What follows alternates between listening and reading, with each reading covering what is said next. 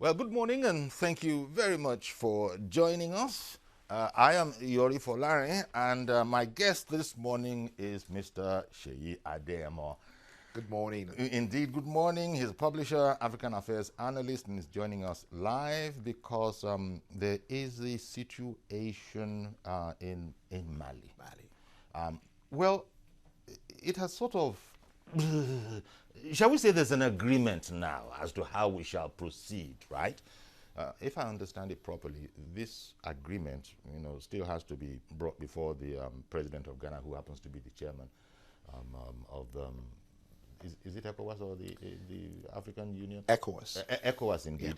So he has to. So all those are formalities. Yeah. But we wanted to talk about the significance of this, shall we sort of say, the stabilization that has come to Mali, because it was quite worrying in the past. It was. And one of the reasons why we will be talking about Mali is that it's not really our direct neighbor. Mali isn't. We don't share a border with Mali. But they're so big as Nigeria, if you ask me, as big as Nigeria. And I guess whatever happens there, there's only one other country between us and Mali. And so to that extent, I suppose if it's well for them, then we can more or less say that it's well for us, right? Yeah, absolutely. And I don't think the fact that they are not near to us is something that we will even look at all. Because for me, in West Africa, we're one. In fact, we should endeavor to ensure that what we do as one people. Because for whatever it's worth, we're better off united, we're better off together. We can achieve more as a region, or if you have me say, a country, because the rest of the world sees Africa as one country, essentially West Africa.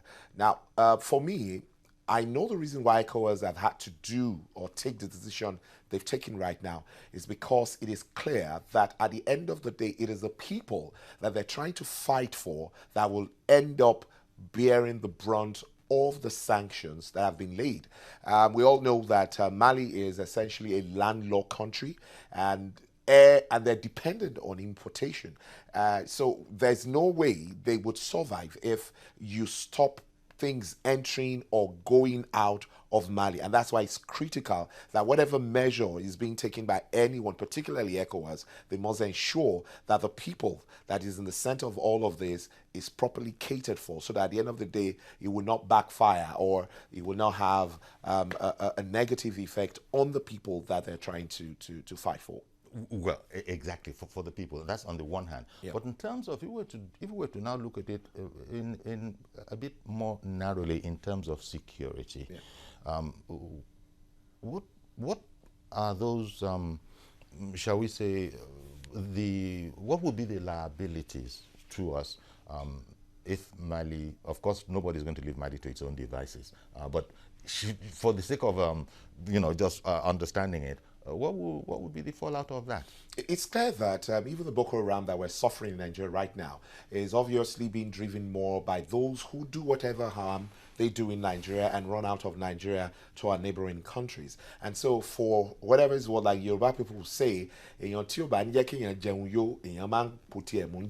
other words, if you know that somebody is going to affect you being satisfied, when you're preparing your food, you prepare sufficient food so that whoever is your guest or whoever comes calling would be catered for. So for security, there's no way Nigeria will be secured if we have issues, because one of the problems in Mali really is the fallout of what happened in Libya, when the Gaddafi thing happened. And they're direct neighbors. They share a border with Libya. And so whether we like it or not, we have that problem of the Al-Qaeda looking for stations where they would use people. And you know that there are Tuaregs in the north of Mali. And so if you leave Mali, as it were, to their problem, you're actually just sort of postponing your evil days in Nigeria. Indeed, I'm sure you've seen the sort of distribution of offices in the provisional government, and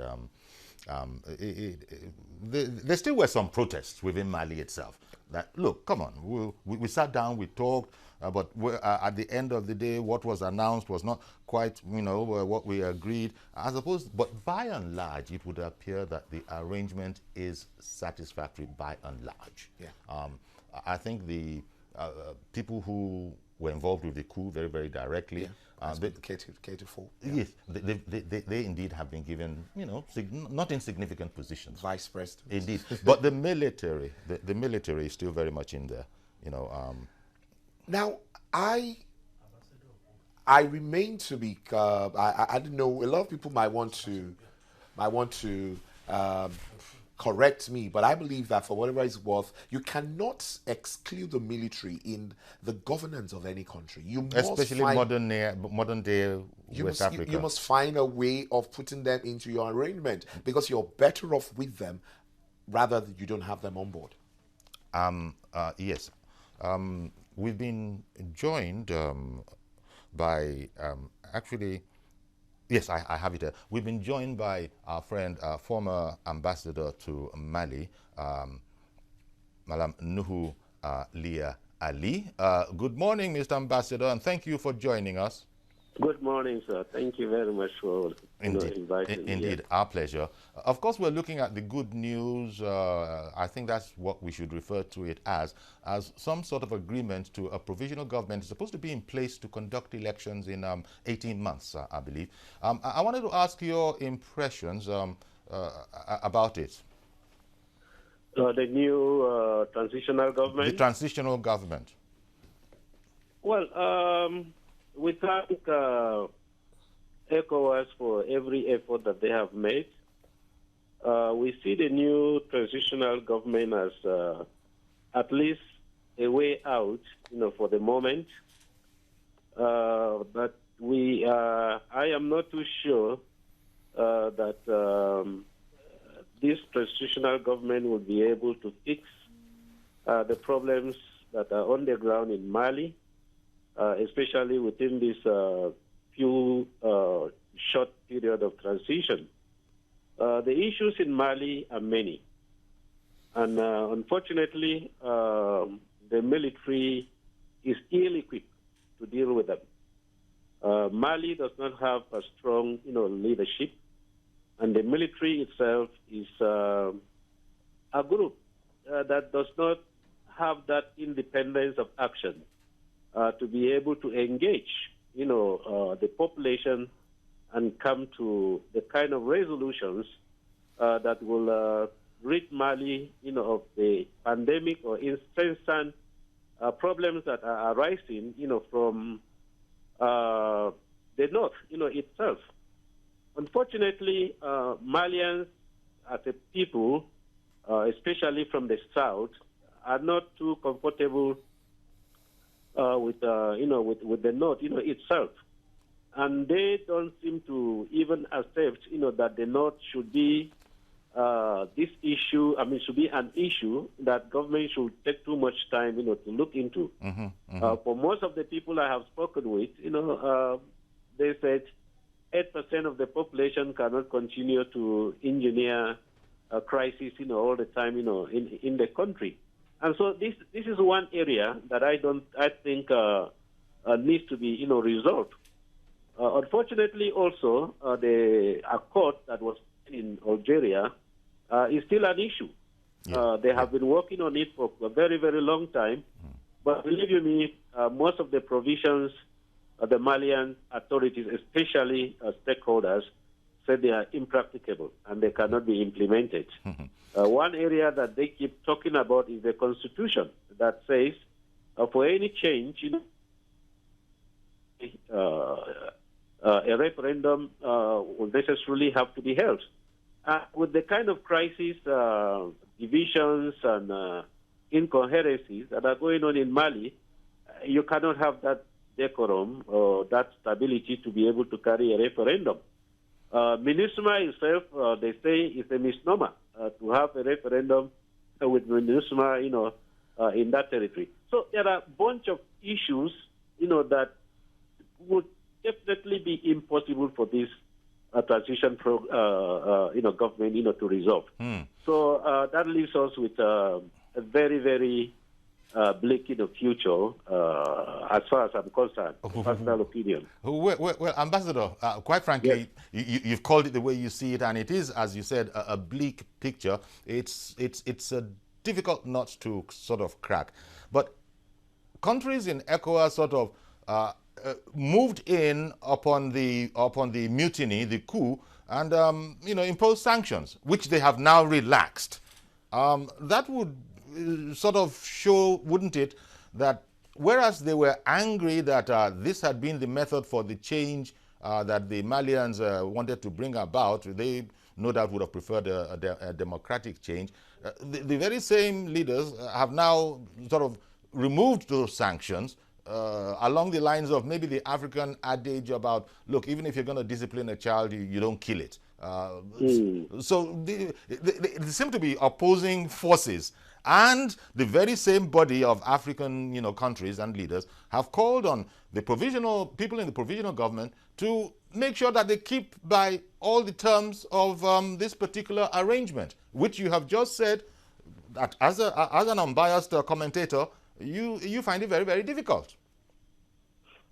Yes, I do not know really how to define the transitional government. ECOWAS, as you can see and as you have known, is a body that really needs a lot of re-engineering.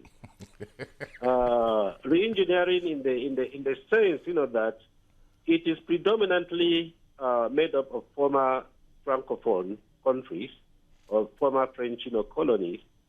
And from my experience, I have worked in these regions for at least about 10 good years. And from what I have seen and what I know is that, they are just countries that take decision, from France. So when you, interpolate that into ECOWAS, then you will see really why many of the issues in ECOWAS probably, just go the way they go. So when ECOWAS insisted, that a civilian administration must, transit, in this particular period and prepare for election, I expected, that they will really bring a truly civilian administration. But what do we have now? Yeah. We have the head, of the government, a former military, the vice president, a serving, military. And then when you look at the portfolios, the most important and vibrant, portfolios, have been given to the military because they are under the vice president. Yes. You are talking of the entire security, architect, all under, the military. So, like I said, they don't have the wherewithal to be able to engage the population. And the population itself, from my knowledge, is a little bit skeptical, about this transition really taking them to the El Dorado. How does this, Ambassador, how does it, this situation here, how does it impact our security now to get a bit selfish about the matter? We're thinking about the regional aspect, but now when we come to look at, although we don't have a direct border with Mali, yes, does it impact us because they're close enough? Well, it does. At least when we had a problem in the Gambia, Nigeria was drafted to go and solve it. Allow me to say, that in the whole of West African, region, the only country that had a voice and that every other country feared and will always want to bring about when there's a problem is Nigeria. Okay. And it's a role, that we need to take it, whether we like it or not, because in the final analysis, the Nigerian would be, the one that would be at the front. Now, Mali has been insecure for a very, very long time. And we now have all kinds of privileges, that are creating so much, problem. From the Algerian angle, the peace in Mali is insecurity in Algeria. Now, we need to deal with that, or ECOWAS needs to deal with that. We may not have direct border, but what is happening there, the way I see it, is going to pull so many countries, down. Guinea, Conakry is almost on the brink, if you allow me to say. Cote d'Ivoire, that shares border, is equally, on a pathway that we cannot really say for sure, will make people smile at the end of the day. And when you have all these kind of privileges, that are weakening the entire sub-region, and with all kinds of Al-Qaeda groups and all kinds of whatever, emerging virtually everywhere, they would take, advantage, to create the kind of, both work of insecurity that no country will be left, not only Nigeria, whether we like it, or not, because that is the way, it has been. So whether, we like it or not, with what is already happening in our country, we have tentacles elsewhere that are working and networking and are incursing into our country. Definitely, we will not be out of this, problem.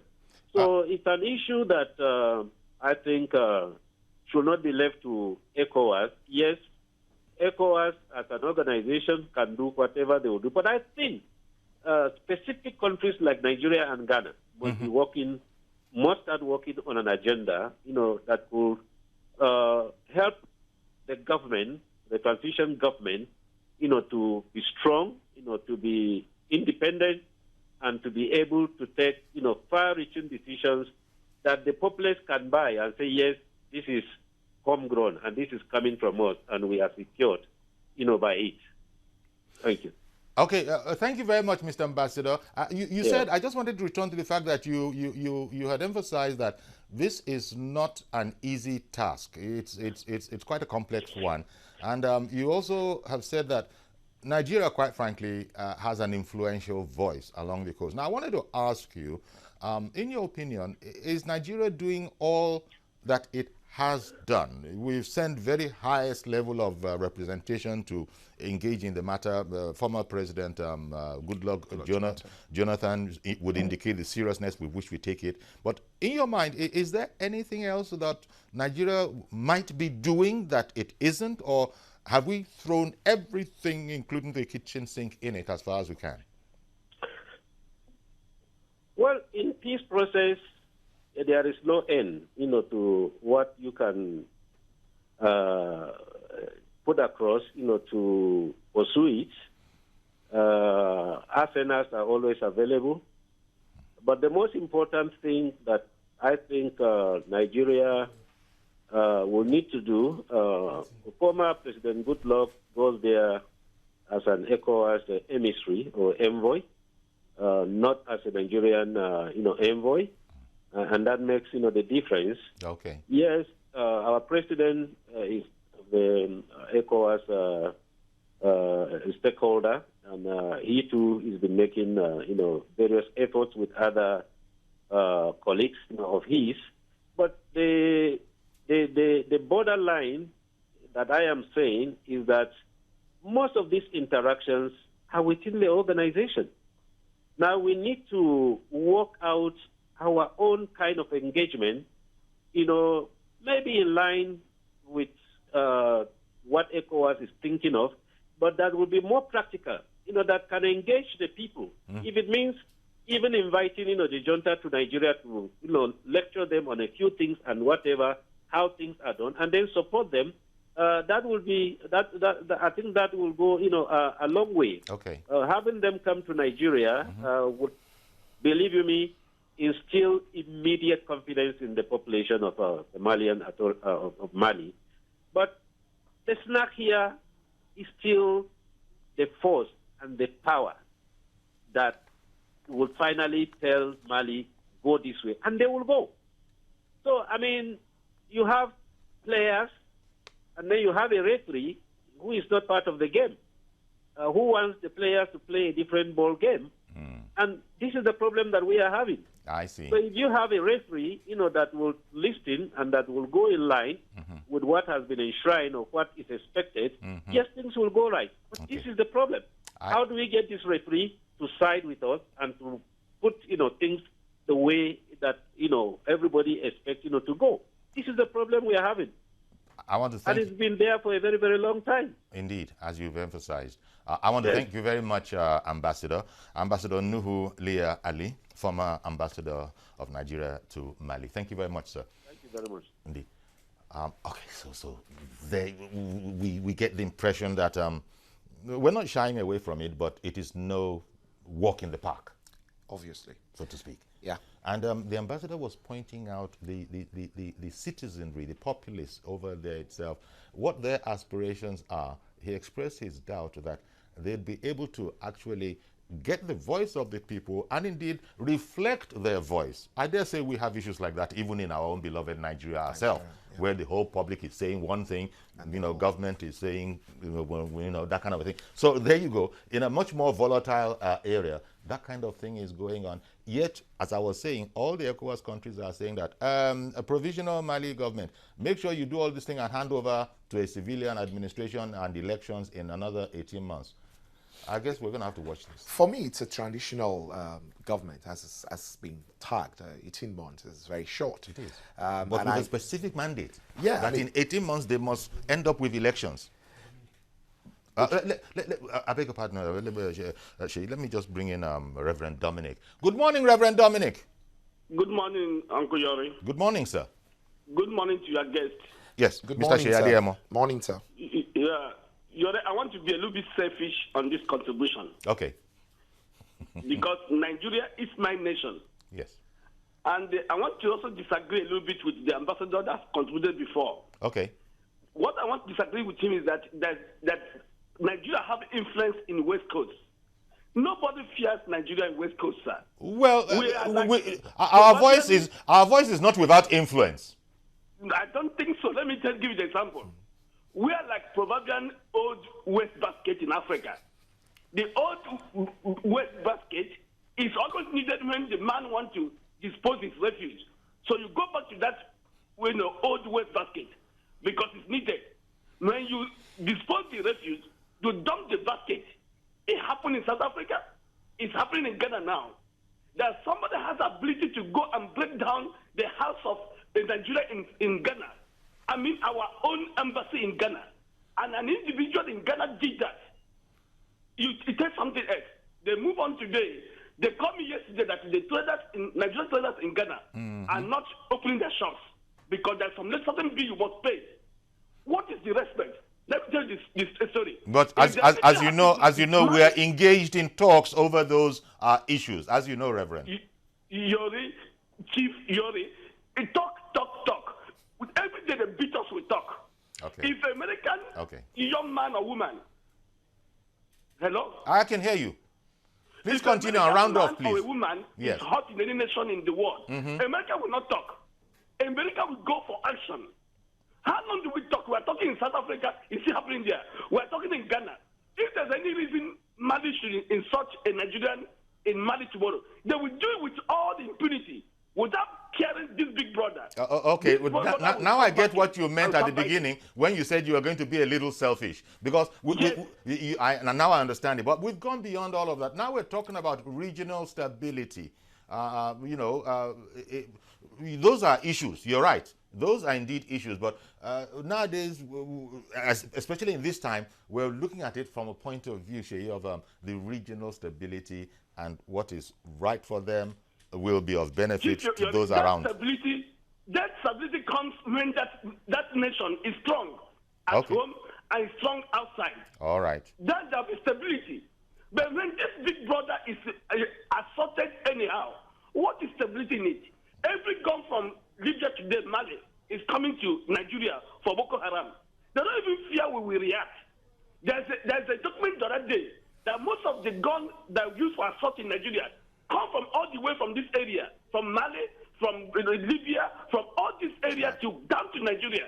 And there's this free, open, border. If this brother is strong, no, Mexico will not cross American border anyhow. Yeah. They know the reaction of Americans. Okay. Well, this big brother will stop talking and talking and talking. I want to thank you, Reverend. thank you very much. We get your we get your contribution. Thank you very much, Reverend. I think we get exactly the way the Reverend feels, and we're taking on various diverse impressions, contributions. So that indeed is one of them. How would you comment on aspects of what you said, especially against the thing we were looking at before, which is the complicated nature of this assignment? Because at the end of the day, the sovereign integrity of Mali should be intact. No matter how influential our voice, we can't go in there and dictate to them anyway. So I think the thing is, and I'm sure that's what Reverend is trying to say, that if you really want to influence the people, you must show by example. It's about sincerity of purpose. As a people in Africa, leadership, we've not really shown that we really are sincere and we understand what governance really means. At the end of the day, you can't summon them. And so there's the impression of who are you black to be kettle? There you go. Yes. Who are you to be preaching to me? Oh dear. Mazi Okorafo. Good morning, sir. Good morning, sir. Good morning, sir. Honestly speaking, the action the ECOWAS took is the best. Honestly speaking, because it's a wise decision. Why do I say it's a wise decision? You know, when the colonel came in, he said he didn't come to stay. And ECOWAS tried to just to shift or to push the colonel aside. The colonel said no, that I'm coming in as a vice. Now, thank God that they are very clear to them as of 2 days ago that he is the chief of what? Defense. Yes. And I think that's what his defense is, to take care of the security aspect of the Mali and neighboring countries, which is a very wise decision which he took. Now, Mr. Yori and our guests, you see, if ECOWAS had done the other shot the wrong side, they could have had it very rough. Because what the young man said is a good, because you don't expect somebody to take that very big risk and you now come and tell it to step aside. It's not done.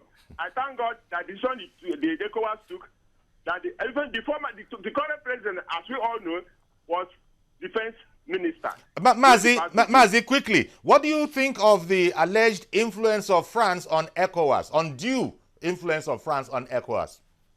Do you know that France is their colonial master? And all while, whatever the Mali will be doing, they will be hearing from the dictators, from the colonial master. That is why the colonial masters, they are not helping African context. Listen, when good things are coming, you see them. When bad things are coming, you see them, they step aside. They will not step aside. Now you ask yourself, when that country was boiling, which that is serious hot water, what was the France? Do you remember that the Marcos came to Mali? That was last year. And after coming, what happened? The whole decision took place. If the Marcos had told the past head of the state not to come into the office, he could have stepped aside. But he backed him up, which means the colonial masters are also aided and abetting to stay in office by our people in Africa. Which means at the end of the day, they will shift the goalposts. The problem Africans Mazi, we're going to have, I beg your pardon, Mazi, we're going to have to leave it there. I know we've no more than barely scratched the surface, but maybe it's valuable perspective for people at home, to sort of understand the context in which these things are being done. Mali does, Shay, I'm afraid we have to conclude. Mali does have 18 months, an 18-month sort of respite now, but they can't be twiddling their thumbs while they're at it. In those 18 months, they're supposed to lead up to elections in the country that will be acceptable. And the ambassador has shared that his impression is that they don't have the capacity to. My impression is that they just need to be focused. It's being done here. We had Abdul Salam who said, "Okay, this is what I was going to do," and he focused at it and he went for it. Okay. And we go on to those who can do it. So why are we making so much force? It's supposed to be a transitional government. Well, we just hope so, and we certainly wish them well. But thank you as well, Shay, for coming on and sharing your perspective. Thank you so much for having me.